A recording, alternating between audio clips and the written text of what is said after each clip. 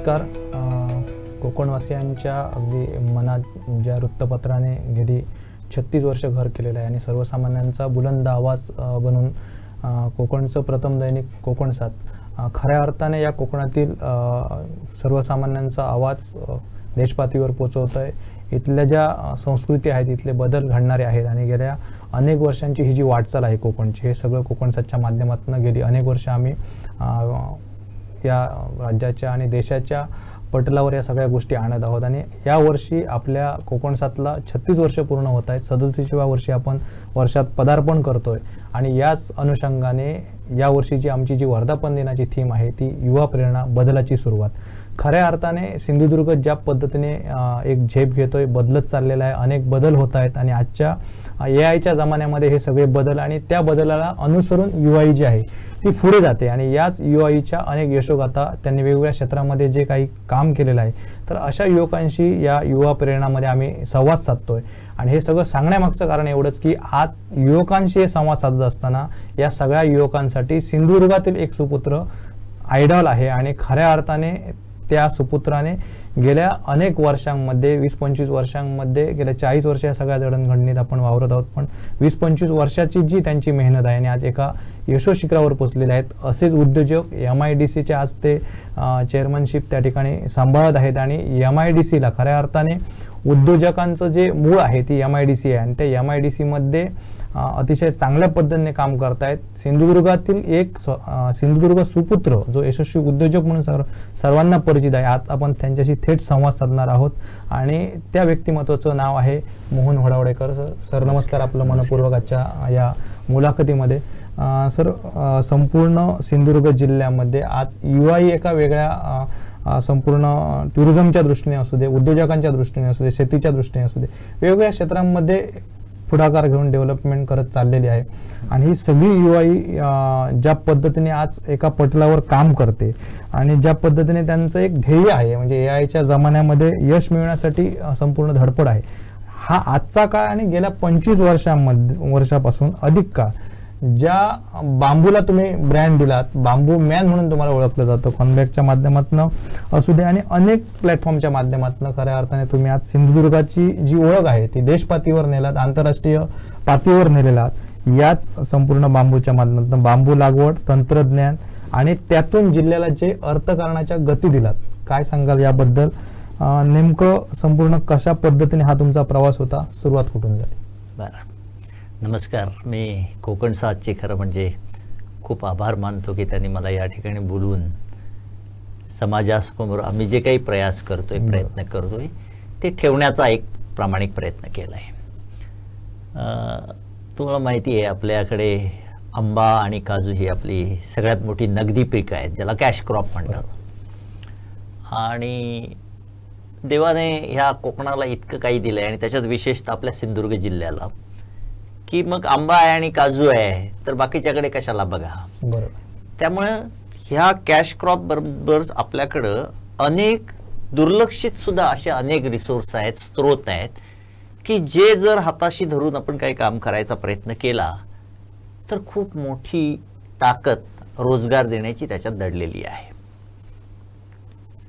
आणि मग अशी एक थीम घेऊन आम्ही neglected natural resource to livelihood development, म्हणजे दुर्लक्षित साधन संपत्तीच्या आधारे इथल्या ग्रामीण रोजगाराला चालना देणे अशी एक थीम घेऊन 25 वर्षापूर्वी आदरणीय सुरेश प्रभूसाहेब ह्या जिल्ह्याचे आणि ह्या मतदारसंघाचे खासदार होते, त्यांच्या संकल्पनेतनं ह्या गोष्टीला सुरुवात केली.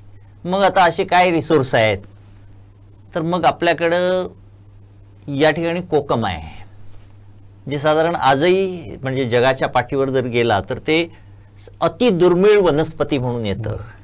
हे जर मी सिंधुदुर्गातल्याला कोणाला सांगितलं तर तो हसायला लागेल, काय वेडेबेडे झाले आहेत, आमच्याकडे मातीत जातं. मग आणि काय आहे तर आपल्याकडे फणस आहे. मग फणस सुद्धा असं काय आहे, म्हणजे आपल्याकडे आम्ही आमच्याकडे जर गेस्ट आला म्हणजे पाहुणा आला तर त्याला काय देतो, तर त्याला आम्ही कोको कोला आणून देणार, कोकम सरबत देत नाही, आणि आंबा देणार, काजू देणार. मग फणस ऑफर करत नाही का, तर तो फुकटचा आहे, म्हणजे तो असा इन्फिरियर आहे, कमी दर्जाचा आहे असं आपण मानतो. आपल्याकडे वनौषधी आहे, वेस्टर्न घाट आहे, सह्याद्रीचा हॉटस्पॉट आहे, ज्याच्या जैवविविधतेमधला जगातल्या 18 स्पॉटमधला एक आहे. त्याच्यामध्ये असलेल्या कितीतरी अशा छोटी छोटी वनौषधी आहेत की ज्या जाळून जातात, पण आपल्याला माहीत नाही त्याची किती किंमत आहे. बरोबर. आणि त्याच्यामध्ये एक छुपा खूप मोठा व्यापार आपल्याकडे कित्येक वर्ष चालू आहे, पण तो कोणाला माहीत नाही. शासन दरबारी त्याची काही दखल नाही. आणि मग त्याच्यातला आणखी एक दुर्लक्षित रिसोर्स म्हणजे बांबू. जगाच्या पाठीवर जर तुम्ही बघाल तर बांबू हा जंगलात म्हणजे गव्हर्नमेंटच्या हद्दीत, बरोबर, फॉरेस्टमध्ये वन खात्याच्या अखत्यारीत असलेलं हे झाड आहे. तर ते झाड म्हणायची गवत म्हणायचं असा एक वेगळा कॉन्फ्लिक्ट होता, तो आत्ता केंद्र शासनाने सोडवला. पण ती एक वनस्पती आहे आणि संपूर्ण देशात ती जर तोडायची झाली, काढायची झाली तर त्याला खूप काही फॉर्मॅलिटीज कराव्या लागतात. हा संपूर्ण देशातला एकमेव असा आपला जिल्हा आहे, संपूर्ण देशातला, खात्रीनं सांगतो फिरल्यानंतर, की तो फॉरेस्टमध्ये कमी, वन खात्याच्या जंगलात कमी आणि लोकांच्या शेतात जास्त आहे. असा एकच हा जिल्हा सगळ्यात जास्त प्रमाणात असणारा जिल्हा आहे. त्याच्यामध्ये आपल्याकडे जी एक स्टॉक्सी नावाची, मांडगा म्हणतो, कोण त्याला भोरबेट म्हणतात, वेगवेगळी नावं अपभ्रंशाने होतात, पण मांडगा हे एक कॉमन नाव आहे. सरळ बांबू आहे. साधारण एक 20 ते 25 पासून ते अगदी 50-55 डायमीटरपर्यंत तो बांबू असतो. जो सरळ बांबू वाढतो, जो आतून साधारण 4 ते 5 फुटापर्यंत भरीव असतो आणि काही त्याच्यातल्या सुद्धा पोट जाती अशा आहेत की ज्या 100% 20 फूट भरीव असतात. आणि जगामध्ये बांबू हा भरीव असतो ही संकल्पनाच नाही. म्हणजे कुणाला सांगितलं की हा बांबू आहे तर लोक विश्वास ठेवणार नाहीत की तो बांबू आहे. असं एक म्हणजे अद्वितीय अशी वनस्पती. आणि बांबू मधल्या एकूण साधारण 184 जाती आपल्या देशभरातल्या जर धरल्या तर त्याच्यातली एक अद्वितीय अशी जात आपल्याकडे आहे. आता अशा जात आहे, ती लोकांच्या शेतात आहे, तरी पण ती दुर्लक्षित आहे. मग त्याला घेऊन काम करावं अशी एक थीम घेऊन एक साधारण 2000 साली आम्ही ह्या जिल्ह्यात काम करायला सुरुवात केली. वेगवेगळ्या माध्यमातून प्रयत्न करत होतो आम्ही. 2000 साली बॉब हॅलेट नावाचे United Nation for development programme UNDP चे बॉब हॅलेट नावाचे, म्हणजे तो बांबूसारखा उंच होता, 7.5-8 फुटाचा माणूस. आम्ही तिथं बोलवले, आमच्या शेतकऱ्यांना बोलवले, आमच्या टेक्नोक्रॅट्स म्हणजे त्या विषयातल्या, कृषी विषयातल्या लोकांना बोलवले, शासनाला बोलवलं आणि सगळ्या शेतकरी सामाजिक संस्था अशांना बोलून एक डिबेट्स ठेवला. ओमकार डिलक्समध्ये तो झालेला. भरपूर चर्चा झाली. लोकांनी सांगितलं ह्या बांबूला आम्हाला दर नीट मिळत नाही, आमच्याकडे खूप आहे. आणि मग खूप आहे म्हणजे किती आहे तर प्रभूसाहेब पर्यावरण वनमंत्री असताना त्यांनी ह्या सिंधुदुर्ग आणि रत्नागिरीमध्ये किती बांबू नक्की आहे ह्याचा एक अवेलेबिलिटी सर्वे केलेला, म्हणजे रिसोर्स किती आहे तर तो आम्ही त्याच्यासमोर ठेवला. तर त्यानं सांगितलं की अरे हा बांबू तर काहीच नाही आहे. इंडस्ट्रीयल जर डेव्हलपमेंट करायची झाली आणि जर फॅक्टरी लावायची झाली तर हा बांबू तुमचा वर्षात संपून जाईल. त्याच्यासाठी इंटेन्सिव्ह फार्मिंग होणं गरजेचं आहे.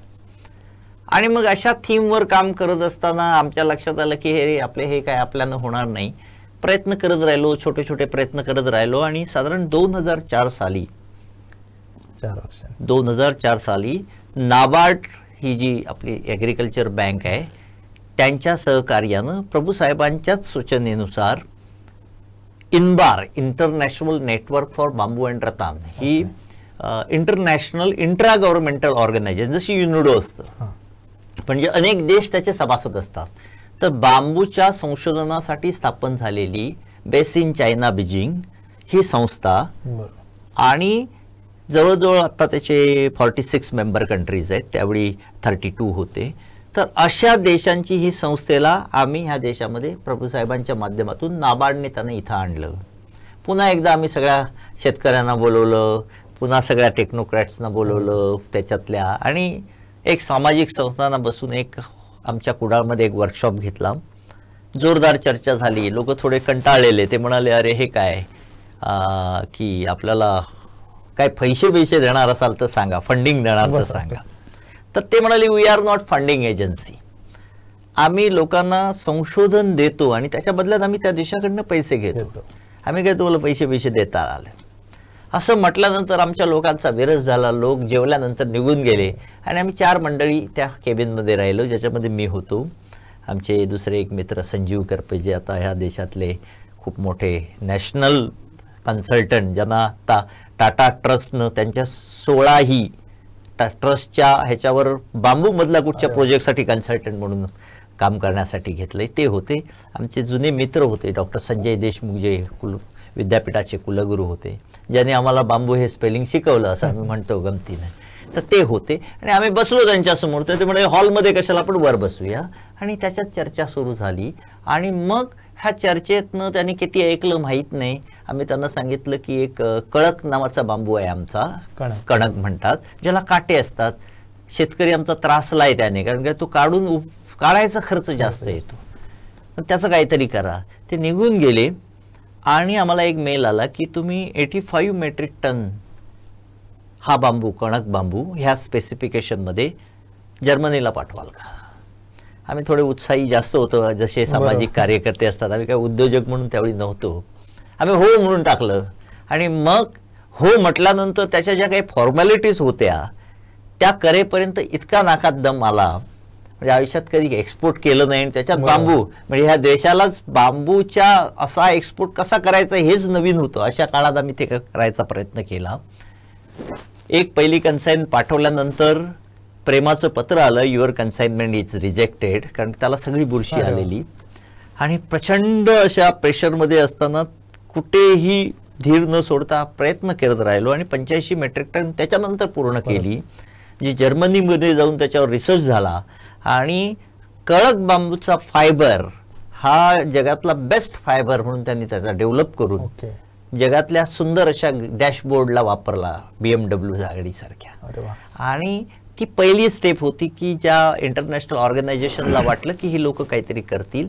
आणि म्हणून या ठिकाणी जी पहिली संस्था स्थापन झाली, कोकण बांबू केन डेव्हलपमेंट सेंटर, आणि त्याच्या माध्यमातून आम्ही कामाला सुरुवात केली आणि खरा बांबूचा प्रवास आमचा सुरू झाला. कॉन्पॅक्टचा जो संपूर्ण डे 1 पर्यंतचा प्रवास जो आहे तो साहेबांनी या ठिकाणी सांगितला.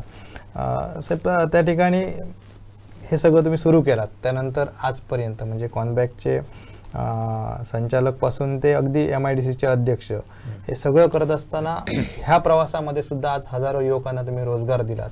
ज्या बांबूला पहिलं कोणत्या ठिकाणी रोजगाराचं ते क्रॉप आहे हे बघू शकत नव्हतं, त्या माणसांना, त्या सगळ्या लोकांना आज सिंधुदुर्गवासियांना कळालं की आज ह्याच्यातनं खूप चांगलं, कमी मेहनत आणि अधिक उत्पादन देणारं अशा प्रकारचं हे पीक आहे, हे सगळं घडून आलं.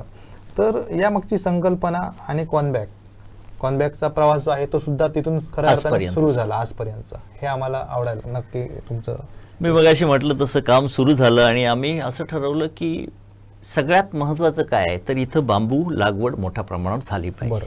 ती झाली पाहिजे तर काय केलं पाहिजे तर त्या बांबूला चांगले पैसे मिळाले पाहिजे. म्हणजे आज शेतकरी खुश आहे, त्याला वाटतं ते आड्यावरचं पीक आहे, तो जो कोण आहे त्याचा व्यापारी तो नेऊन तोडून घेऊन जातो, काय फरक पडतोय 5 रुपये मिळाले की आणि 10 रुपये काय मिळाले. पण आम्ही ठरवलं की शेतकऱ्यानं जर ते काजू आणि आंब्याला बाजूला करून लावायला सुरुवात केली पाहिजे, त्याला चांगले पैसे मिळाले पाहिजे. 2004 साली एका बांबूचा, आपल्या मांडग्या बांबूचा दर होता 12 रुपये एक काठी. बारीक काठी असेल तर 2 काठीची एक काठी म्हणजे 6 पण ते 12 रुपयाच्या 2 काठ्या. आणि एक डागी काठी नावाची डागी काठी होती. म्हणजे काय तर ती जास्त दिवस झाल्यामुळे त्याच्यावर डाग पडायचे, जसे आमच्यावर पडतात तसे. मग ती डागी काठी असेल तर मात्र ती रिजेक्टेड 6 रुपये. आम्ही लोकांकडे गेलो आणि सांगितलं तुमची ती डागी काठी आहे ती आम्हाला हवी आहे, आम्हाला हिरवी काठी नको. आणि ती डागी काठी तुम्ही आम्हाला दिली तर आम्ही तुम्हाला 25 रुपये देतो. लोकांचं म्हणणं हे वेडे झालेत, खुळावलेत आपल्या भाषेत, हे 4 दिवस उड्या मारणार आणि बंद होणार. खरी त्याच्यातली गोम ही होती की एखादा बांबू कुठचाही साधारण म्हणजे अगदी 8-10 फूट वाढणारा बांबू असो किंवा 120 फूट वाढणारा बांबू असो, तो पहिल्या 120 दिवसात वाढतो. म्हणजे तो असा किती उंच वाढणार असला तरी 120च दिवसात वाढतो. आणि त्याच्यानंतर जसं माणसाची वय 18 वर्ष असतं नंतर तो मॅच्युअर्ड होतो, तसा तो बांबू 120 दिवसात वाढल्यानंतर नंतर तो 3 वर्ष साधारण 2.5 ते 3 वर्ष मॅच्युअर्ड होतो, म्हणजे बरोबर. चांगल्या प्रकारे तयार होतो. ही डागे बांबू म्हणजे तो खऱ्या अर्थानं मॅच्युअर्ड झालेला बांबू. व्यापार असा करत होता की हिरवागार बांबू नेला की बाजारात तो लवकर खराब व्हायचा, त्यामुळे जास्त डिमांड येत होतं. दुसऱ्या बाजूला डागे काठी म्हणून घेऊन ती जास्त किमतीने विकता येत होती, निम्म्या किमतीला घेऊन, आणि देवाच्या 5 काट्या होत्याच परत 100वर. हे सगळ्यातनं शेतकऱ्याचं खरं तुम्हाला सांगतो शोषणच होत होतं. आम्ही 25 रुपये केल्यानंतर काय झालं, आम्ही काही खूप असे लाखो काट्या घेतले पहिल्यांदा तसं नाही, पण तो एक पॉइंट मिळाला शेतकऱ्याला की अरे ते कॉम्बॅक 25 रुपयाने घेतात, तुम्ही कशाला 6 रुपयाने घेता. सॉरी. आणि मग शेतकरी म्हणायला लागला आम्ही कॉम्बॅक का देतो. आणि आम्ही हा दर आजही आमचा जो दर आहे, म्हणजे आज आम्ही अगदी जाहीर दर आहे, आम्हाला आमच्या पद्धतीची जर काठी आणून दिली, ग्रेडेड काठी, एक डायमीटर, वॉल थिकनेस आणि लेंथ, तर आम्ही साधारण 110 रुपयापासून 130 रुपये दर देतो. म्हणजे आज बाजाराचा रेट साधारण 60-70 रुपये आहे, आम्ही एवढे पैसे देतो आणि ते जाहीर आहे, कोणीही आणून द्यावी आम्हाला. आता हा असा दर त्यांना डिक्लेअर केल्यामुळं शेतकरी म्हणायला लागला की कॉम्बॅक इतके रुपये देता, तुम्ही इतके कमी करा. आणि हळूहळू ग्रॅज्युअली तो दर असा वर घेत येता आम्ही आता 110 ते 130 रुपयावर गेलो आणि मार्केटमध्ये 70 रुपयाने गेलो. तुम्हाला अगदी अगदी ठाम छाती ठोकपणे सांगतो, ह्या देशातला बांबूला मिळणारा हा सगळ्यात जास्त आहे. हा त्या. आणि हे खऱ्या अर्थानं रिव्होल्युशन आहे, म्हणजे इनडायरेक्ट इफेक्ट ज्याला म्हणतो आपण, म्हणजे ते दिसलं नाही कुठे, पण ते तिथं होत गेलं.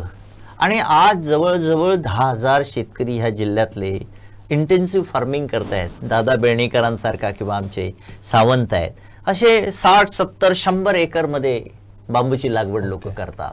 आणि खूप मोठ्या प्रमाणात बांबूची लागवड सुरू झाली. मांडगा बांबूचा खूप मोठा व्यापार सुरू झाला. आणि ज्याला शाश्वत त्याची तोडणी म्हणतो, सस्टेनेबल हार्वेस्टिंग, तर तो कोंब जो असतो तो तुम्ही कोवळा बांबू असतानाच कापत राहिला तर त्याच्यातनं येणारा फुटवा कोंब तो कमी येत होता. आता तो मॅच्युअर्ड बांबू कापल्यामुळे त्याच्यातनं येणारा फुटवा हा अधिक जास्त यायला लागला. आणि खऱ्या अर्थानं एक शाश्वत व्यापार आणि शाश्वत खऱ्या अर्थानं त्याची कापणी सुरू झाल्यामुळे पुढचं जे काय आहे लागवडीचं त्याला उत्पन्न जास्त मिळायला लागलं. हा शेतकऱ्यामध्ये इनडायरेक्ट आमच्या जो काही फरक पडला तो झाला. आणि मग दुसऱ्या बाजूला आम्ही विचार केला की बांबू म्हणजे कोण, तर आमच्या सगळ्या बांबू कारागीर महिला, मागासवर्गीय महिला, आम्ही त्यांच्याकडे काम करायला लागलो, त्यांच्याकडे गेलो. तर त्यांचं म्हणणं होतं की जगात दारिद्र्य हे बांबूनच आणलेलं आहे, आम्ही बांबूचं काम करतोय म्हणून आमची ही परिस्थिती आहे, त्यामुळे बांबू सोडून आमच्या मुलांना फडके मारायला पाठवलं तरी चालेल पण बांबू नको. मग आम्ही त्यांच्यावर काम करायला लागलो. हळूहळू त्यांना नवीन नवीन इंटरव्हेन्शन जगात काय ही दाखवायला लागलो. मग पहिल्यांदा सगळी म्हातारी लोक जमा व्हायची आणि ते म्हातारी लोक ठीक असं काहीतरी करूया म्हणून करायचे. आणि त्याच्या बाजूला मग तरुण पिढी जोळा व्हायला लागली. त्यांना ते इंटरेस्टिंग वाटायला लागलं, अरे हे रोजच्यासारखं बांबूचं नाही आहे, हे खूप टेक्नॉलॉजी रिलेटेड आहे. आणि मग त्याच्यातनं क्राफ्टची ॲक्टिव्हिटीमध्ये नवीन नवीन नवीन नवीन महिला ॲड व्हायला लागल्या. दुसऱ्या बाजूला आम्ही फर्निचरमध्ये काम करायला लागलो. आम्ही एका आमच्या विश्वकर्मा कार्पेंटरना बोलवलं सुतार समाजाच्या आणि सांगितलं आपल्याला एक फर्निचर बनवायचं आहे. तर तो म्हणाला हा बनवूया, कुठे आहे लाकूड. आम्ही त्याला सांगितलं लाकडाचं नाही, बांबूमध्ये बनवायचं आहे. तर तो म्हणाला बांबू, तुमका काय वाटतं बांबूमध्ये काम करू का, मी काय असलो माणूस असं आहे. पण हा बॅरियर होता, त्याच्यावर असलेला सामाजिक पगडा होता की बांबूमध्ये मी नाही काम करणार. इतकं ते फालतू मटेरियल आपल्याकडे मानलं जात. मग आम्ही त्याला कन्व्हिन्स केलं, खुर्ची बनली आणि ती खुर्ची इतकी सुंदर बनली की त्याला त्याचाच विश्वास पडणार ही बांबूची कशी दिसणार नाही म्हणाला. आणि हळूहळू बांबूमधल्या वेगवेगळे प्रयोग व्हायला लागले. NID Ahmedabad, IIT Powai, IIT Delhi, Kharagpur, अनेक ठिकाणावरून अनेक स्टुडंट यायला लागले, त्यांचे डिझायनर्स यायला लागले. आम्ही प्रयोग करायला लागलो. आणि मग फर्निचरमध्ये एक नवीन आयाम सुरू झाला. फर्निचर अगदी गेल्या वर्षी तर मी इस्रायलला फर्निचर एक्सपोर्ट केलं. आता जर्मनीमध्ये काल माझ्याकडे एक कपल येऊन राहिलेलं, ज्या ठिकाणी बांबू ही वनस्पतीच नाही त्याला ही सगळी स्टोरी इतकी भावली की ते इथं येऊन राहिले, त्यांनी अनेक डिझाईन्स केली आणि आता त्यांनी तिथं एक कंपनी स्थापन केली आणि आता आपण टाईप करतोय की जर्मनीमध्ये आता आपलं फर्निचर जायला लागेल, ज्या ठिकाणी बांबूच नाही. तर फर्निचरचा हा प्रवास असा सुरू झाला. खूप सुंदर सुंदर गोष्टी केल्या. देशातल्या चांगल्या आपल्या नितीन गडकरी साहेब बांबूवर खूप प्रेम करतात, त्यांच्यापासून प्रभूसाहेबांपासून प्रत्येकाच्या घरामध्ये बांबूचं फर्निचर दिसायला लागलं. आणि मग हा बांबूचा फर्निचरमधला प्रवास, माझ्याकडे कधीतरी शेतकरी आला की म्हणतो की बांबूच्या खुर्चीवर बसून म्हणतो की हो आमचं बांबू कसं दिसणार नाही, इथपर्यंत गेला. आणि मग तिसरा आणखी एक सेगमेंट होता, तो म्हणजे बांबूमध्ये अशी सुंदर अशी पर्यावरणपूरक घरं बांधणं. पण माझ्याकडे येणारा माणूस दरवेळी म्हणतो की जरा माका एक झोपडी बांधूची असा. आता झोपडी ही संकल्पना इतकी पंचतारांकित आहे की साधारण RCCच्या 10 पट पैसे खर्च करावे लागतात. हे कोणाला आजही हजम होत नाही. पण आम्ही बांबूच्या ज्या काही झोपड्या बांधतो लोकांच्या भाषेत, त्या आम्ही कुठे कुठे बांधल्या, तर आम्ही हिल्टन ग्रुप आहे जगातला. तर हिल्टन हा जगातला 5000 5 स्टार 7 स्टार हॉटेल असलेला ग्रुप आहे, ज्याचं मालदीवमध्ये आम्ही पॉड केले. म्हणजे इथला कारागीर आणि इथला बांबू घेऊन आम्ही तिथं पॉड केले, ज्याचं पर डे नाईट 2.5 लाख रुपये टेरिफ आहे. आणि गेल्या वर्षी त्याला CNBCनं जगातल्या बेस्ट 5 मध्ये निवडलेलं त्या स्ट्रक्चरला. तर तिथं आम्ही बांबूचं काम केलं, बरोबर आहे. त्याच्यानंतर कतार फिफा वर्ल्ड कप होता, आम्हाला तिथं काम करायचं संधी आली. मग आम्ही काय केलं की ह्या बांबूच्या सोशल ॲक्टिव्हिटी बरोबर अनेक कमर्शियल कंपन्या स्थापन केल्या, ज्याच्यामध्ये नेटिव्ह कॉर्नबॅग आहे, जॉन्स बांबू आहे, जे आमच्या आधी हायली कमर्शियल कंपन्या झाल्या. जे काही संशोधन आणि विकास आहे तो ते करतात, आमची कॉर्नबॅग ही संस्था करते. जसं टाटा ट्रस्ट आहे तशा सगळ्या मोठ्या कंपन्या चालतात, तसं आमच्या ह्या कंपन्या काम करायला लागल्या. गेल्या वर्षी आपण कतारमध्ये जॉन्स बांबूच्या माध्यमातून जे काम केलं, ज्याच्यामध्ये फिफा वर्ल्ड कपमध्ये जिथं जगातले सगळ्यात मोठा इव्हेंट मानला जातो, जिथं फक्त आणि फक्त अगदी प्रीमियम खेळाडू राहतात, अशा ठिकाणचं आपण काम केलं. आपल्या देशात आता आपण गुवाहाटीमध्ये आत्ता काम सुरू केलं आहे, आसाममध्ये इंटरनॅशनल वर्कशॉप. आसाममध्ये बांबू असतो, पण कोकणातली माणसं जाऊन आसाममध्ये बांबूचं काम करतायत. आपण चंद्रपूरमध्ये एक इंटरनॅशनल सेंटर उभं केलं. आणि बांबूमध्ये असं आयकॉनिक स्ट्रक्चर, म्हणजे आयकॉनिक झोपडी असं म्हणूया आमच्या लोकांच्या भाषेत, जे साधारण 10 पट महाग असलेलं काम आता आपण देशभरात अनेक ठिकाणी, म्हणजे आपण अहमदाबादमध्ये काम करतोय, हैदराबादमध्ये काम करतोय, आपण या ठिकाणी तमारा ग्रुप नावाचा कोचीमध्ये आता आमचं काम चालू आहे. अशा ठिकाणी कामं आपण, जी कामं अति अति अति महागड्या हॉटेल्ससाठी असतात, अशा ठिकाणी आपण काम करायला लागलो. म्हणजे हा प्रवास बांबूच्या क्राफ्टमध्ये सुरू झाला, बांबूच्या फर्निचरमध्ये सुरू झाला आणि बांबूच्या कन्स्ट्रक्शनमध्ये सुरू झाला. आणि ह्याला एक वेगळं रूप आलं, ग्लोबल रूप आलं. आम्ही फक्त काय केलं तर आम्ही फक्त प्रामाणिक प्रयत्न केले. म्हणजे आम्हाला काय खूप मोठं व्हिजन होतं, आम्हाला काय, आम्ही खूप MBA झालेलो होतो, असं काहीतरी सायंटिफिक अप्रोच होता, असं काही नाही. फक्त प्रयत्न करत राहिलो आणि सातत्य ठेवत राहिलो, जे साधारण मला वाटतं उद्योगामधलं सगळ्यात मोठं सूत्र आहे, ते घेऊन काम केलं. आणि आज आम्ही हे सगळे जे काही प्रयास करतोय, अजून खूप मोठा झेंडा लागायचा आहे असं मी कायम म्हणतो, तो लागेल नक्कीच. नक्कीच. जो संपूर्ण कॉर्नबॅगचा प्रवास, आणि कॉर्नबॅग आज अगदी खऱ्या अर्थाने आपला सिंधुदुर्गचा आणि या कोकणचा ब्रँड जगभरात सरांनी पोचवला.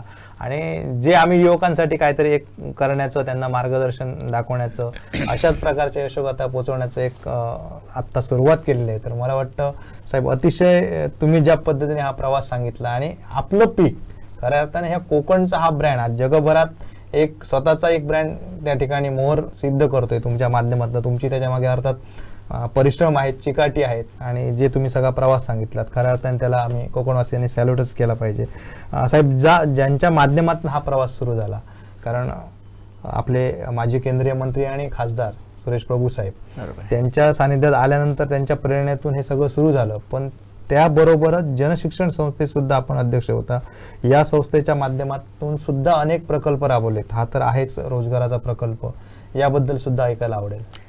हा, जनशिक्षण संस्थेचा खरं म्हणजे आत्ता मी चेअरमन झालो, माझ्यासाठी एक तो गौरवाचा असा भाग आहे. कारण काय, देशामध्ये श्रमिक विद्यापीठ नावाचं विद्यापीठं होती जी फक्त शहरात असायची. बरोबर.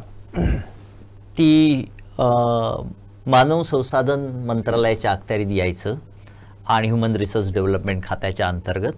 आणि श्रमिक विद्यापीठं काय करायची तर शहरात जाणारा जो अनस्किल्ड आहे, अकुशल कामगार आहे, त्याला कुठंतरी कौशल्य शिक्षण देण्यासाठी ती रात्रीची विद्यापीठं चालायची. सुरेश प्रभू साहेबांनी अटल बिहारी वाजपेयीच्या मंत्रिमंडळात असताना त्या मंत्रिमंडळाला आणि पंतप्रधानांना असं समजून सांगितलं की मुळात आधी गावाकडून म्हणजे ग्रामीण भागातनं हे न शिकलेले लोक कुठे जातात, शहराकडे जातात आणि तिथं जाऊन ते वेठबिगारी करतात आणि मग ते वेठबिगारी करतात तर त्यांना आपण कौशल्याचं शिक्षण देऊया म्हणून आपण श्रमिक विद्यापीठं काढतोय आणि त्यांना कौशल्य शिक्षण देतोय. त्याच्यापेक्षा हे कौशल्य शिक्षणच जर आपण गावात आणली तर कदाचित तो तिथं श्रमिकच होणार नाही आणि तो कौशल्य आधारित माणूसच शहराकडे गेला तर त्याला चांगले पैसे मिळू शकतील, तो रोजगार करू शकतो, चांगलं जीवन जगू शकतो. हा संकल्पना आपल्या देशानं स्वीकारली आणि साधारण 2000 साली देशभरात पहिली जनशिक्षण संस्था म्हणजे श्रमिक विद्यापीठाचंच नाव बदलून जनतेच्या शिक्षणासाठीच्या सुविधा असलेलं हे मुक्त विद्यापीठ, कौशल्य आधारित मुक्त विद्यापीठ प्रत्येक जिल्ह्यामध्ये सुरू झालं. म्हणजे पहिले सगळ्या जिल्ह्यात नाही झालं, अगदी मॉडेल पहिल्या 5-7 जिल्ह्यामध्ये झालं. ते पहिलं मुक्त विद्यापीठ, कौशल्य आधारित मुक्त विद्यापीठ अनेक असतात, अकॅडमिक मुक्त विद्यापीठ शेजारी आहेत तुमच्या. तर हे कौशल्य आधारित मुक्त विद्यापीठ सुरू झालं, ज्याचा पहिला एक संचालक म्हणून येण्यासाठीचा एक कालावधी असतो, त्याची खूप मोठी जाहिरात प्रोसेस असते. तर ती संचालक येण्याची जी प्रक्रिया होती ती 6 महिने चालणार होती. म्हणून प्रभूसाहेबांनी सांगितलं मोहन जरा तू बघ, कारण काय प्रभूसाहेब त्या संस्थेचे त्यावेळी चेअरमन होते, अध्यक्ष होते, साहजिकच होतं. आणि प्रभूसाहेब चेअरमन असलेले, अध्यक्ष असलेल्या संस्थेमध्ये मी एक समन्वयक म्हणून त्या जनशिक्षणचं काम मानक तत्वावर केलं. प्रभूसाहेबांनंतर प्रभूसाहेबांच्या मिसेस त्याचे संचालक झाल्या.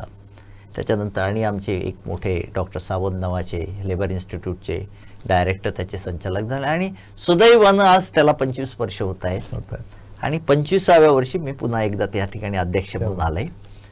ह्या जनशिक्षणमधलं सगळ्यात महत्त्वाचं मर्म हे आहे की कमी शिकलेल्या लोकांना त्यांच्या गावात जाऊन गव्हर्नमेंट ऑफ इंडियाचं आता हे स्किल डेव्हलपमेंट मिनिस्ट्रीकडे आलं, कौशल्य आधारित शिक्षण देऊन त्यांना त्यांच्या पायावर उभं करायचं.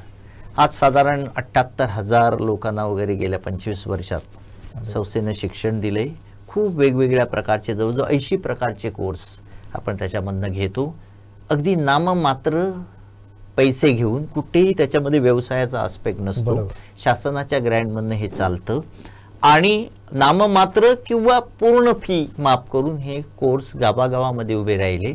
आणि ह्या देशामध्ये खऱ्या अर्थानं कौशल्य देण्यासाठीचं सिंधुदुर्ग जिल्ह्यातलं हे केंद्र आज 78,000 लोकांना रोजगारासाठी उभं राहिलं. तर मला त्याचा अभिमान वाटतो की आम्ही रौप्य महोत्सव साजरे करतोय, काही चांगले कार्यक्रम मनीषा आहे, तर त्या दृष्टीनं हे केंद्र ह्या जिल्ह्यामध्ये खूप मोठं काम करत आहे. नक्कीच आज गरज आहे ती, कारण अनेक प्लॅटफॉर्ममध्ये अनेक कंपन्यांमध्ये मनुष्यबळ पाहिजे, पण त्यांना स्किल देणं हे सगळ्यात महत्त्वाचं आहे.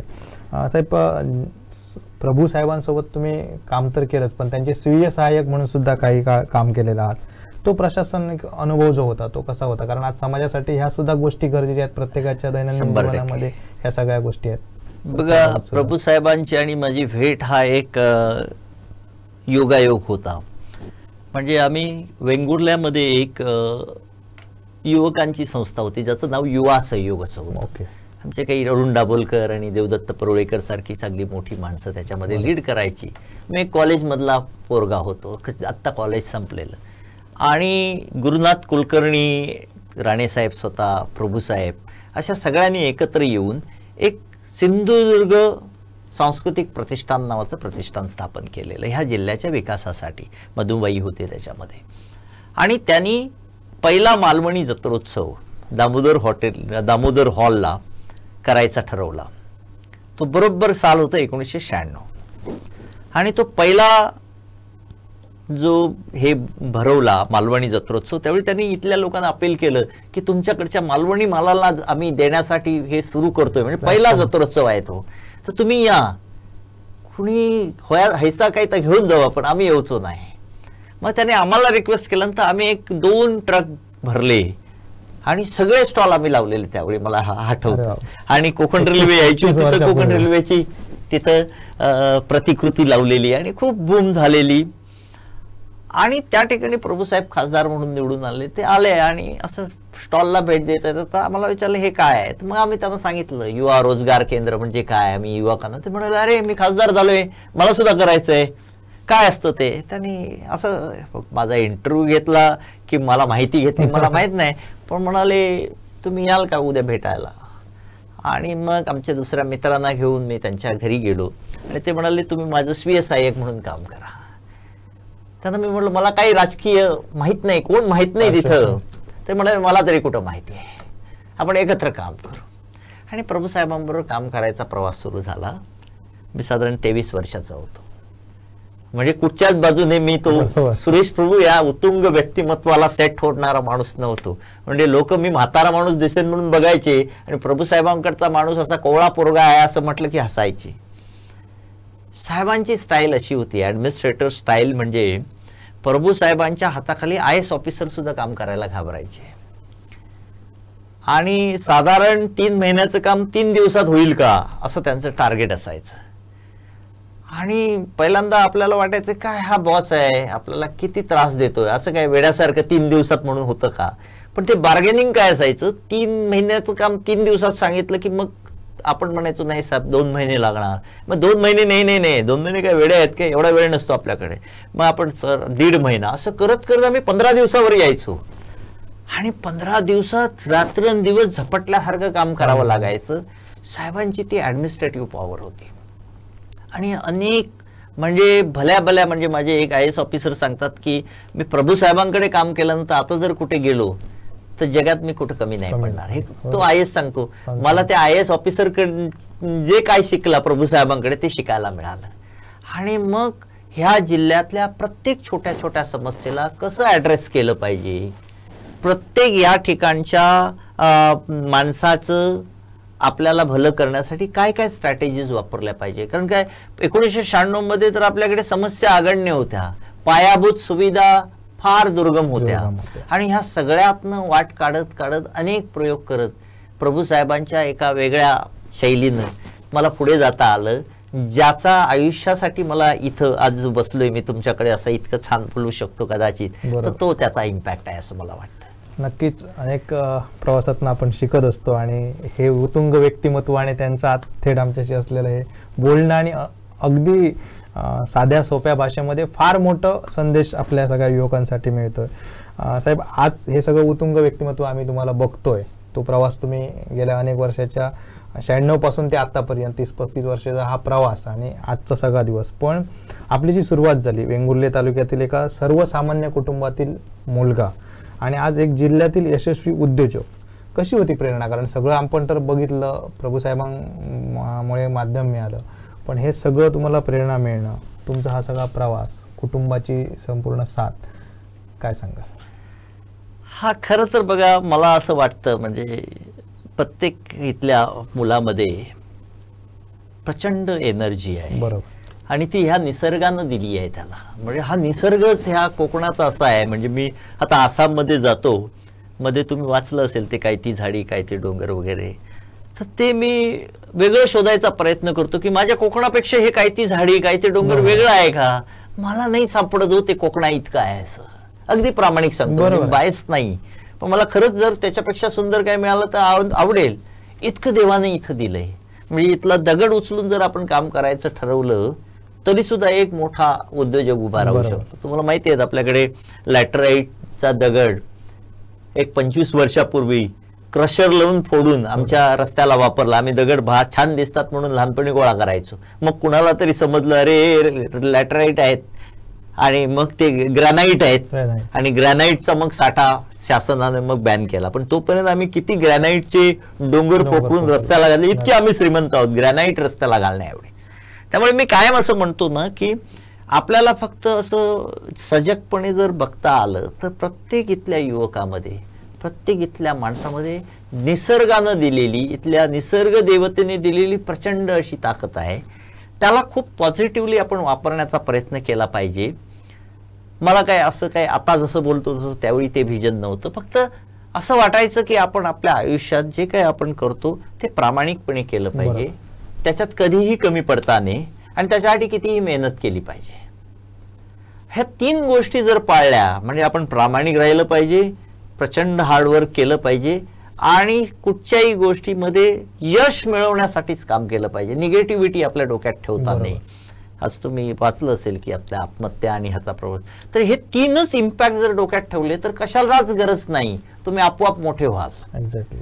त्यामुळे मला असं वाटतं की बुद्धिमत्ता वगैरे वगैरे हे सगळे नंतर येतात गोष्टी. आधी तुमची खऱ्या अर्थानं प्रचंड प्रामाणिकपणे मेहनत घ्यायची तयारी आहे का आणि त्याच्यासाठी सातत्य ठेवायची तयारी आहे का, हे जर गोष्टी ठेवल्या तर कदाचित बुद्धिमत्ता कमी असली मोहन हुडावडेकर सारखी तरी सुद्धा चालते असं मला वाटतं.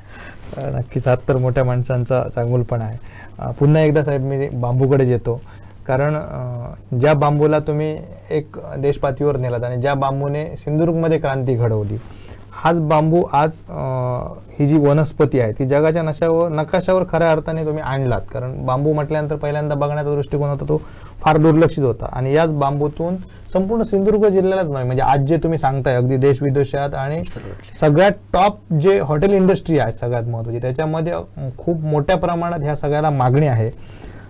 नेमकं याच सगळ्या बांबूच्या या उत्पादनातून या अर्थकारणाला चांगली झळाळू मिळू शकते हे सुद्धा तुम्ही सिद्ध केलंय. एवढंच विचारायचं आहे की कोकणात आज प्रचंड वाव आहे. जसं आपण दादा बेर्डेकरांचं नाव घेतलं, त्यांनी ते ओळखलं बांबूची ताकद आणि आज जवळपास शेकडो एकरमध्ये त्यांनी ती लागवड केली. तर हीच अशा प्रकारची जी लागवड आहे ती आज इथल्या शेतकऱ्यांसाठी, कोकणातील शेतकऱ्यांसाठी, माझ्या सिंधुदुर्ग जिल्ह्यातील शेतकऱ्यांसाठी ही बांबू लागवड गेम चेंजर ठरू शकते येत्या काळात. 200% ठरू शकते. बघा आपण म्हणजे मला अजूनही आम्ही हे सगळं काम करतोय. देशभरावर माझे संजीव करपे कलिग्स आहेत, ते देशातल्या आसाममधल्या बांबू कॉन्फरन्समध्ये, तिथल्या गव्हर्नमेंटच्या कॉन्फरन्समध्ये तिथल्या बांबूचं महत्त्व सांगतात आणि ते आपण स्वीकारतात. जगभरात लोकांचा एक मान आहे. आम्ही सांगितलं म्हणजे मी हल्ली आसाममध्ये गेलो तर लोक कॉनबॅक म्हटलं, मोहन हुडावडेकर ओळखत नाही पण कॉनबॅक ओळखतात, कॉनबॅकचे तुम्ही आहात असं. मला समाधान वाटतं या गोष्टीचं. पण सगळ्यात महत्वाची खंत ही आहे ना, जिथं पिकतं तिथं विकलं जात नाही. तर ते विकलं म्हणजे माझं काही विकायचं नाहीये, ते छान विकतंय. पण मला असं वाटतं की हे जे देवानं दिलेलं वरदान आहे, आंबा आहे ठीक आहे, बरोबर, तुम्ही बघताय आता वातावरणात काय होतंय. म्हणजे ह्यावेळी 20 दिवस आधी पाऊस पडला, आंबा सगळा झाडून गेला. काजूचे पण तेच हाल आहेत. दादांना विचारून घ्या, दादांनी काजू बंद करून बांबू लावलेत, काजू तोडून बांबू लावायला लागलीत लोक. मला असं वाटतं ना, देवाने दिलेलं आणखी एक मोठी ताकद असलेलं हे पीक आहे. निसर्गतः वाढणारी गोष्ट आहे. सगळ्या झाडांच्या वातावरणाला कुठेही अत्यंत कणखरपणे फेस करणार. म्हणजे पाऊस पडला नाही तरी ते जगतंय, बरोबर, आणि पाऊस खूप पडला आता काय करूया तर ते खराब होणार नाही. पाऊस गेल्यानंतर कापायचंय. एक ठराविक दिवसातच एखादा आंबा काढावा लागतो, काजू काढावा लागतो किंवा भात सुद्धा आपल्याला ठराविक दिवसात. असं काही येत नाही. कोरोनाला 3 वर्ष नाही कापलं म्हणून कोणाचं नुकसान नाही झालेलं आहे. पैसे तेवढे आले नसतील पण नुकसान होत नाहीये. इतकं दिव्य जर हे वनस्पती असेल आणि ती देवानं आपल्याकडे आणून कुठून दिली माहित नाही, ह्या जगाच्या पाठीवर ही जात कुठून आली कोणालाच माहित नाही. त्याचं बी सुद्धा रुजत नाही तरी सुद्धा ती वाढते.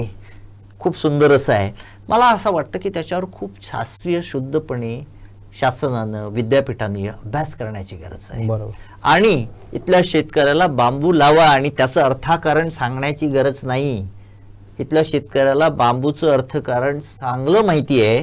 त्याला फक्त चांगल्या जातीचा बांबू उपलब्ध करून देणं, आपला मांडग्याचे चांगली रोपं उपलब्ध करून देणं आणि त्याच्यासाठी खूप छान पद्धतीनं शासनानं जर पुढाकार घेणं ह्याची खूप गरज आहे असं मला वाटतं. जर तसं झालं तर ह्या देशातला हा जिल्हा हा बांबूचं मॉडेल डिस्ट्रिक्ट होऊ शकतो.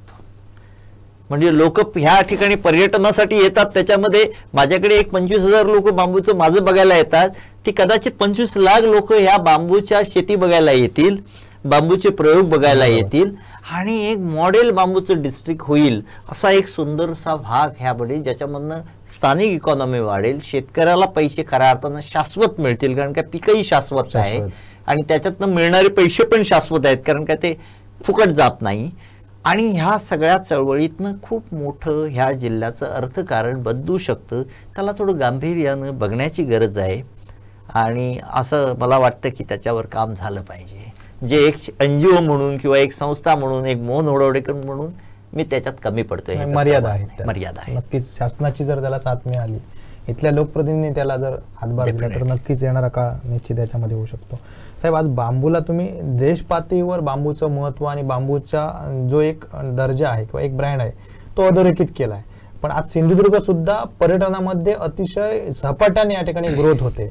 तर याच सिंधुदुर्ग जिल्ह्यामध्ये जसं आपण म्हणतो की बांबूपासनं फर्निचर तुम्ही बनवायला लागलाय, बांबूच्या ज्या आपण झोपड्या म्हणतो, झोपड्या आणि टेंट, जसं आपण हा ब्रँडिंगचा खरं तर विषय आहे, पण तोच आहे एक सगळा संदर्भ आणि एक हे तेच आहे. तर हे सगळं या जिल्ह्यामध्ये आपण अतिशय चांगल्या पद्धतीने रुजवू शकतो का, त्याला कशा पद्धतीने वाव आहे आणि या जिल्ह्याच्या संपूर्ण कृषी पर्यटनात बांबूची जी भूमिका राहील ती महत्वाची असेल, कशा पद्धतीने ही भूमिका महत्वाची ठरू शकते, काय अजून केलं पाहिजे जसं तुम्ही सांगितलं तसं?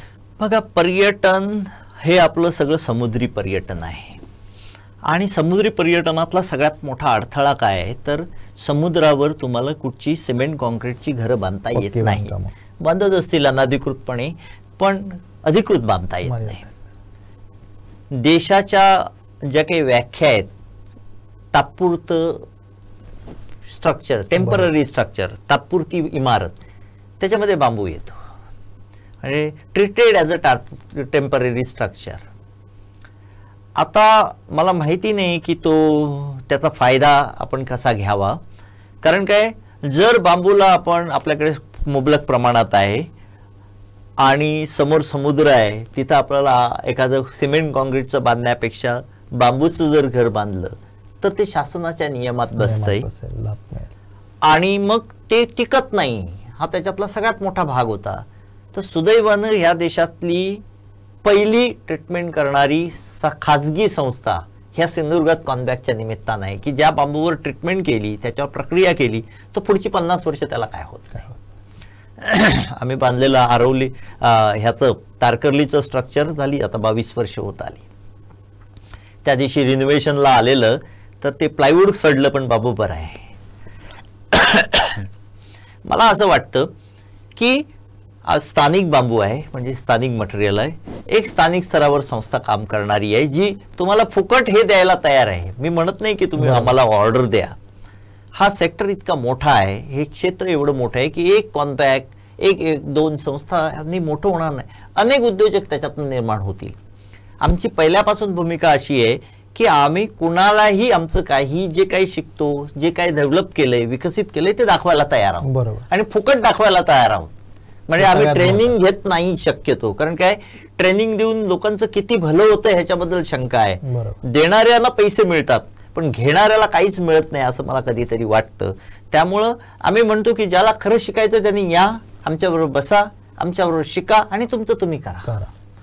तर मला वाटतं ह्या जिल्ह्यातल्या रोजगारासाठी जर लोक पुढे आले आणि त्यांनी जर अशा बांबूच्या आमच्याबरोबर शिकून अशा कॉटेजेस आणि हे बांधलं, पर्यटकांनी, पर्यटनातल्या क्षेत्रातल्या लोकांनी अशा प्रकारचं वुडन हाऊसेस बांधून ते पावसाळ्यात बांधून ठेवण्यापेक्षा बांबूच्या घरं बांधून ती जर पुढे ठेवली तर मला वाटतं ह्या पर्यटनामध्ये ते खूप मोठं चालना देणारं असेल. आता भाग राहिला आमच्या बाजूने की ते तुमचं खूप महाग आहे वाला, तर मी लोकांना सांगतो ते महाग आमचं आहे, पण तुमचं तुम्ही केलं तर ते खूप स्वस्त आहे. बरोबर. आणि त्याच्यासाठी काय लागतं तर त्याच्यासाठी टेक्निक लागतं, ते आम्ही तुम्हाला द्यायला तयार आहोत. त्याच्यासाठी लागणारा ट्रीटमेंट केलेला बांबू लागत असेल तर तो आम्ही तुम्हाला द्यायला तयार आहोत. बाकी काय करायचंय, बाकी तुम्ही थोडंसं टेक्निक घेऊन स्वतःचं बांधलं तर ते स्वस्त होणार आहे. त्यामुळे मी नाही म्हणत की ती आम्हाला तुम्ही ऑर्डर द्या आणि मग तुम्ही आपल्या बांबूची हाऊसवर तुमची तुम्ही उभारू शकता. असं काही रॉकेट नाही आहे टेक्नॉलॉजी की त्याच्यातनं ते होईल. त्यामुळे टुरिझममध्ये बांबू ही सगळ्यात मोठं की आहे, कारण काय, एक माणसाला असलेली बांबूबद्दलची ओढ ही एक वेगळी आहे. त्याला बांबू म्हटलं की एक अनामिक ओढ असते, तर त्या ओढीतनं त्याला तो बांबू भावतो, तो त्या निसर्गाशी एकरूप होतो. आणि ह्या सगळ्याचा इम्पॅक्ट बांबूचं जगभरातले 5 स्टार हॉटेल बांबू वापरतात. आपल्याकडे देवानं दिलेलं आहे, आपल्याकडे सुदैवानं दिलेली एक कोनबॅग आहे जी फुकट शिकवतो असं मी जाहीर म्हणतोय तुमच्या समोर. एक्झॅक्टली. तर मला वाटतं त्याचा फायदा त्याने घेतला पाहिजे आणि त्याच्यातनं पुढे नेलं पाहिजे. राहिला विषय कृषी पर्यटनाचा, तर मी म्हटलं दादांसारख्या आणि आमचे सावंत नावाचे आमचे रेल्वेमध्ये एक चतुर्थ कर्मचारी होते, आज 70 एकर त्यांचं स्वतःची लागवड आहे. काजू लावला तर काढणार कोण आणि जपणार कोण म्हणून त्यांनी रेल्वेत नोकरी करून हे होणार नाही म्हणून बांबू लावत गेले आणि त्यांना 25 वर्षापूर्वी बांबू समजला लागवड केली पाहिजे, ज्या काळात काजूची 100% लागवडीची योजना होती. तर अशा लोकांच्या ठिकाणी त्यांनी आता जर चांगल्या प्रकारे बांबूचं कृषी पर्यटन म्हणून त्याला जर चालना दिली आणि शासनाने त्याच्यासाठी जर काही पुढाकार घेतला तर मला वाटतं बांबू कृषी पर्यटन नावाचा आणखी एक तेच आपल्याला विचारणं होतं की बांबू चळवळीमध्ये जर शासनाने त्या ठिकाणी पाठबळ दिलं आणि स्वतःची मेहनत आणि ताळमेळ हे जर घातलं तर निश्चित ही जी आता युवा पिढी आहे, जी आपण एवढं बोलतोय सगळं, म्हणजे सगळं सहज सोपं, कुठचाही मोठ्या प्रमाणात इन्व्हेस्टमेंट न करता इथे आपण स्वतःचा एखादा उद्योगधंदा उभारू शकतो, स्वतःचं पर्यटन जे एक स्ट्रक्चर आहे ते उभं करू शकतो. तर ह्या सगळ्या गोष्टींमध्ये कशा पद्धतीने युवा पिढी आहे त्यांना ह्या गोष्टी पोषक ठरू शकतात. माझं अगदी ह्या सगळ्या युवा पिढीला जाहीर आव्हान आहे, आवाहन म्हणा किंवा आव्हान म्हणा, असं आहे की त्यांनी आमच्याकडे यावं, आमच्यातलं कुठंतरी स्ट्रक्चर शिकावं, आमच्यातलं फर्निचर शिकावं, आमच्यातलं क्राफ्ट शिकावं आणि त्यानं स्वतःचा उद्योग काढावा. त्याला लागणारं सगळं मार्केट मी द्यायला तयार आहे आणि त्याच्यासाठी फुकट शिकवायची माझी तयारी आहे. त्यानं बनवलेलं चांगलं बनवलेलं काहीतरी बनवलं आणि गळ्यात घातलं असं जगात काही खपत नाही. म्हणजे कुठची गोष्ट खूप सुंदर असेल तरच ती खपते. तर त्यानं ते बनवून दिलं तर मी त्याला द्यायला तयार आहे. आज सुद्धा या जिल्ह्यात माझ्याकडे जर 100 कार्पेंटर आले तर त्यांना मी रोजगार द्यायला तयार आहे. एवढी मोठी त्याच्यामध्ये ताकद आहे. म्हणजे मी शासनाला पण सांगतो मला 100 जण द्या, मला एक पण देऊ शकत नाहीत पण 100 द्या असं मी कायम मीटिंगमध्ये सांगतो कौशल्य विकासच्या. मला 100 लोक द्या ना, तुम्ही कौशल्य विकास म्हणताय ते गेले कुठे कौशल्य. मला असं वाटतं की थोडंसं आता सोफिस्टिकेटेड टेबलवरच्या नोकऱ्यांचा ध्यास सोडून कौशल्य आधारित विकासाकडे गेलं पाहिजे. त्याच्यात खूप मोठी ताकद आहे. त्याच्यामध्ये देवानं दिलेल्या ह्या सगळ्या रिसोर्स आपल्याला वापरता आले पाहिजेत आणि अशा प्रकारे जर पुढाकार घेतला तर काही कायम आयुष्यभर खुर्ची बनवत बसायची गरज नाही. एक खुर्ची बनवणारा पहिला दिवस हा भविष्यातला 1000 लोकांना रोजगार देणारा माणूस बनू शकतो.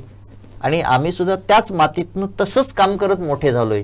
पहिल्या दिवशी काय आम्ही टेबलावर बसलो नव्हतो. त्यामुळे ती एक त्याला म्हणतात, त्याला पेशन्स म्हणतात, त्याला धीर ठेवण्याची वृत्ती आहे. ती जर ठेवून जर योग आले तर माझं त्यांना नम्र आव्हान आहे आणि आव्हान पण आहे. क्या बात आहे साहेब. सगळ्यात आता महत्वाचं, कारण तुम्ही तर आज उद्योजक झालात आणि यशस्वी उद्योजक, त्यामागचे सगळे परिश्रम सांगितलात, हा प्रवास सांगितलात.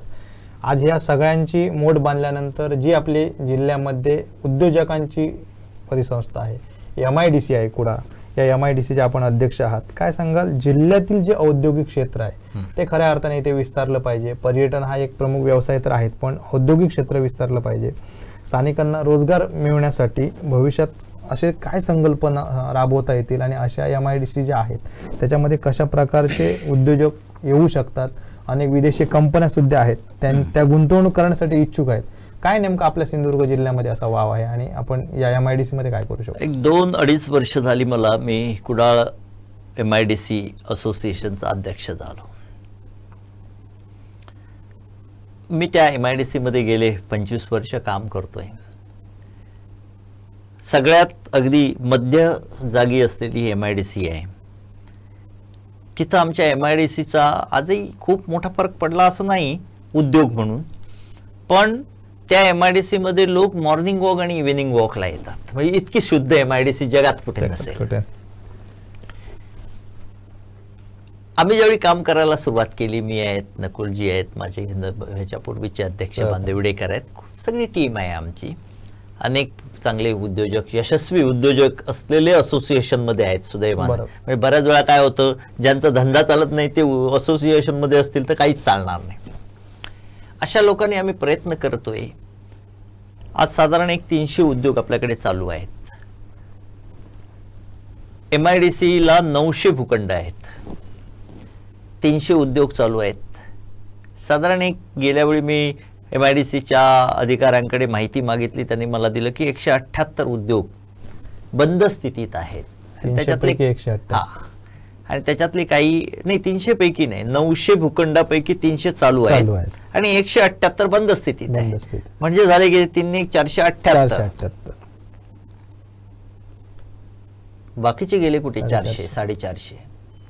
तर त्या सगळ्या रिकाम्या जागा पडलेल्या आहेत. आम्ही प्रयत्न करतोय. मी सगळ्या अगदी उद्योग मंत्र्यांपासून सगळ्यांना विनंती पण केली आहे की धोरणात्मक बदल करावे लागले तरी कुठच्या उद्योजकाची जमीन काढून घ्या असं म्हणत नाही आम्ही, पण जे उद्योग चालवतच नाहीत त्यांच्याबरोबर किमान वाटाघाटी करून त्यांच्या जागा, त्यांनी ज्या अडवून ठेवलेल्या जागा, त्या जे उद्योग करू इच्छितात त्यांना द्या. माझ्याकडे दिवसाला 4 माणसं येतात की मला उद्योग करायचा आहे, मला जागा द्या. म्हणजे ज्याला उद्योग करायचा आहे त्याला जागा मिळत नाही. एक उद्योग येत नाही म्हणून त्याच्या मागे जी काही 50 लोक रोजगार मिळणार तो होत नाही.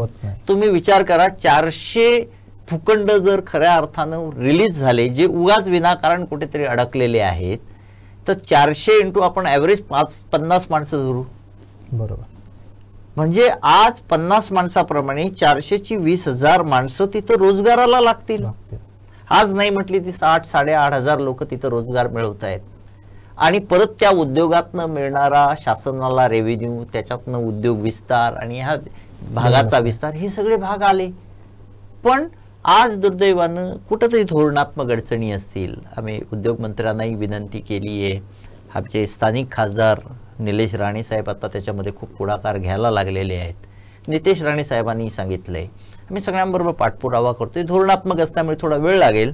सगळी लोक सकारात्मक आहेत, पण मला असं वाटतं की त्याच्यातून खऱ्या अर्थानं जर कुडाळ MIDC भरभराटीला आली, कारण की जवळच एअरपोर्ट आहे एका बाजूला, आता खऱ्या अर्थानं म्हणजे त्यावेळी झाली नाही, ह्याला काही अनंत कारणं होती. आज आमचा महामार्ग जवळून चाललाय, रेल्वे कुशीतून चालली आहे, ह्या बाजूने विमानाचा मार्ग सगळं बनलेलं आहे. आता त्या विमानात जाणार कोणतं? ते उद्योग आले तर जाणार ना. बंदर व्यवस्था सुद्धा, बंदर सुद्धा होतोय आमच्याकडे. वेंगुर्ल्यामध्ये सुद्धा त्याचं टर्मिनल होतोय, क्रूज टर्मिनल होतोय. ह्या सगळ्याचा इम्पॅक्ट जर घेतला तर ती कुडाळ MIDCला खऱ्या अर्थानं खूप मोठे म्हणजे सुवर्णयोग येईल. सुदैवानं त्या MIDC मध्ये काही पायाभूत सुविधा नव्हत्या. मला आनंद वाटतो की गेल्या 3 वर्षात आम्ही 99.99% पायाभूत सुविधा सोडवल्या. रस्ते सुंदर झाले. हायवे टू आमचा महामार्ग ते MIDC जोडणारा रस्ता कंजेस्टेड होता, मोठ्या गाड्या येत नव्हता. तो अगदी महामार्ग आदरणीय उद्योग मंत्र्यांनी 18 कोटी रुपये खर्च करून सिमेंटचा करून दिला. म्हणजे हेवी लोडचा कुठंच काय खड्डा पडायचा प्रश्न नाही. त्याच्यानंतर इलेक्ट्रिफिकेशन झालं, सबस्टेशनसाठी जागा झाली, सबस्टेशन मंजूर होत आलंय, फक्त पैसे आता त्याची प्रोव्हिजन व्हायची आहे. प्रत्येक गोष्ट झाली आहे. त्यामुळे मला असं वाटतं की ती MIDC गेल्या 3 वर्षात काट टाकायला लागलेली आहे. पायाभूत सुविधा 100% झालेल्या आहेत. रोज एक उद्योजक येऊन आम्हाला सांगतो की मला आता उद्योग घालायचा आहे आणि इंटरनॅशनल टायअप असलेला घालायचा आहे, माझ्याकडे 2,000 कामगार लागतील असं ठेव म्हणणारा माझ्याकडे उद्योजक येतोय. आणि दुसऱ्या बाजूला मी आपल्याला सांगतो की जर जे मोठे मोठे भूखंड आहेत त्याच्यामधले काही प्रीमियम भूखंड जर आपण पुन्हा छोटे केले, ताब्यात घेऊन छोटे केले आणि जर स्थानिक छोट्या युवकांना छोटी छोटी युनिटसाठी उपलब्ध करून दिले, तर आज कितीतरी युवक खऱ्या अर्थानं उद्योगात येतील. स्थानिक जिल्ह्यातील उद्योग, छोटे उद्योजक, मायक्रो एंटरप्रिनर्स ज्याला म्हणतो. आणि मग अशा एंटरप्रिनर्सना आपण जर कॉमन फॅसिलिटीज उभ्या करून दिल्या, म्हणजे मगाशीच माझं बोलणं चाललेलं ज्याच्यामध्ये आपण आपल्याकडच्या लेझर कटिंग करणाऱ्या इंडस्ट्रियल मशीन्स आपल्याकडे नाहीत. मोठे मोठे लोखंडी लेझरने कट करणं. आम्ही कोल्हापुरात जातो. मग अशा सगळ्या वर्कशॉपवाल्यांसाठी एक असं युनिट आणायचं, साधारण 5 कोटीचं असेल ते, जे त्याला एका युनिटला परवडत नाही, तर ती फॅसिलिटी तिथं उभी करून दिली इंडस्ट्री मार्फत. आम्ही आता उद्योगमंत्र्यांकडे हे बोलूच. असं प्रत्येक टेक्नॉलॉजी, प्रिंटिंग टेक्नॉलॉजीमध्ये ती एकाला नाही परवडत, पण 50 जणांनी एकत्र येऊन तिथं जर काम करायचं ठरलं तर जॉब वर्क म्हणून होतं, त्याचा व्यवसाय वाढतो. तर अशा काही कॉमन फॅसिलिटीज क्रिएट करून दिल्या छोट्या मायक्रो एंटरप्रिनर्ससाठी. जर आणि त्या चालवायला दिल्या, ते काही फुकट ग्रांट असं नाही, फक्त बेसिक इन्फ्रास्ट्रक्चर उभं करून दिलं, तर मला वाटतं ह्या इथल्या मायक्रो आणि टायनी इंडस्ट्रीला खऱ्या अर्थानं भरभराटीचे दिवस येतील. त्याला कोल्हापुरात जा, बेळगावात जा, गोव्यात जा, तिथं जॉब करून आणून ह्याच्या गळ्यात दे, त्याचे 10 रुपये लाव, हे सगळे गोष्ट संपून त्याचा ग्रोथ वाढेल. तर त्याच्यावर आता आम्ही कॉन्सन्ट्रेट करतोय. एक उद्योग महोत्सव घ्यायचा आमच्या डोक्यात आहे, तर त्या दृष्टीनं प्रयत्न चालू आहेत. मला वाटतं होपफुली आणखी सकारात्मक बदल घडतील. नाही साहेब, नक्कीच तुम्हाला त्यासाठी तर शुभेच्छा. आणि खऱ्या अर्थाने एक सिंधुदुर्ग सुपुत्र म्हणून आणि यंग जनरेशनचं आपण प्रतिनिधित्व करतोय. खूप अगदी तुमच्या ज्या कार्यकालामध्ये आपण जे योगदान दिलं आहे, म्हणजे यशस्वी उद्योजक तर आहातच, आज युवाईसाठी तुमच्यासारखं उदाहरण हे खरं. आणि आपल्या जिल्ह्यातला सुपुत्र ज्यावेळी एवढं सगळं घडून आणतो आणि हे लोकांसमोर मांडताना आम्हाला सुद्धा अतिशय आनंद साहेब होतोय. एक शेवटचा प्रश्न या सगळ्या मुलाखतीमध्ये, आणि सगळ्यात महत्त्वाचा तो प्रश्न आहे, कारण यंग जनरेशन आज उद्योग करूया, उद्योग कोणता करायचा, उद्योग कशा पद्धतीने पुढे जायचं, नेमकं आपण त्याच्यात सक्सेस होणार का, अशा अनेक विवेचनामध्ये सापडलेला आहे. आणि ह्या सगळ्या गोष्टींपासून तो नोकरीच्या मागे पळतोय. पण नोकरीमध्ये जर आपण कॅल्क्युलेशन केलं, गणित केलं, तर उत्पन्नाची एक मर्यादा आहे. किती तुम्ही कुठची नोकरी करा, पण उद्योग स्वतःचा जर असेल, उद्योगधंदा असेल, तर त्याला मर्यादा नाही आहेत. प्रत्येकाच्या हातात प्रत्येकाचं उलाढाल, इन्व्हेस्टमेंट आणि उत्पन्न या सगळ्या बाबी आहेत. या सगळ्या युवाईसाठी आपण काय संदेश द्याल? मला असं वाटतं की येणारे जो काळ आहे तो इथल्या एकाही युवकाला नोकरी करायची गरज नाही भासणारा असा काळ आहे, जर त्यानं त्याचा योग्य वापर केला. पायाभूत सुविधा जशा मी म्हटल्या, एक जवळच आपल्या मोपा आहे, ह्या बाजूला आपला छोटासा चिपी आहे, एवढा मोठा महामार्ग एक झालाय, दुसरा कोस्टल हायवे आपल्याकडे होतोय, तिसरं टर्मिनलने आपल्याकडे बोट सेवा सुरू होणार आहे, आणि आता जो काय नवीन होणार आहे, होईल न होईल ते अनेक, हे सगळ्याचं नेटवर्क. येणारे नवीन प्रकल्प जर विचार केले तर आपल्याकडे सबमरीन येते, बरोबर, ह्या भागामध्ये, वेंगुर्ल्याच्या भागामध्ये टर्मिनल सुरू होणार आहे, बोट सेवा सुरू होणार आहे. त्यामुळं पुढची येणारी 10 वर्ष असं मला कायम वाटतं की आपल्याला आपलाच जिल्हा ओळखता येणार नाही, इतकी विकसित होणार आहे. आता तो विकास म्हणजे कसा असला पाहिजे हे इथल्या युवा पिढीनं आणि आमच्यासारख्या लोकांनी ठरवायची गरज आहे. म्हणजे विकास म्हणजे भकास करणारा विकास नको आहे. पण सुदैवानं आत्ताच्या ज्या काही संधी आहेत, पर्यटनापासून ते इतर अलाइड इंडस्ट्रीच्या, ह्या इतक्या प्रचंड असतील की कदाचित आपण गोव्याच्या 10 पावलं पुढच्या 10 वर्षात पुढे असणार. बरोबर. फक्त आपल्याला हे जे काही विकास आहे तो गोव्यासारखा पाहिजे आहे का, की आणखी कुठचं तरी आपलं असलेलं अस्तित्व टिकवून, आपलं असलेलं कल्चर टिकवून करायचं आहे, हे ठरवण्याचा हा काळ आहे. मला वाटतं त्याच्यावर खूप चांगलं मंथन करणं गरजेचं आहे आपल्यासारख्या समाज माध्यमांनी, आमच्यासारख्या काही लोकांनी, ह्या जिल्ह्यातल्या चांगल्या विद्वान लोकांनी आणि राजकारण्यांनी एकत्र बसून एक ब्ल्यूप्रिंट पुढच्या 10 वर्षाची जर तयार केली तर इथल्या कुठच्याही युवकाला नोकरी करावी लागणार नाही. आणि जर करावी लागली तर ती ह्या जिल्ह्याच्या बाहेर करावी लागणार नाही.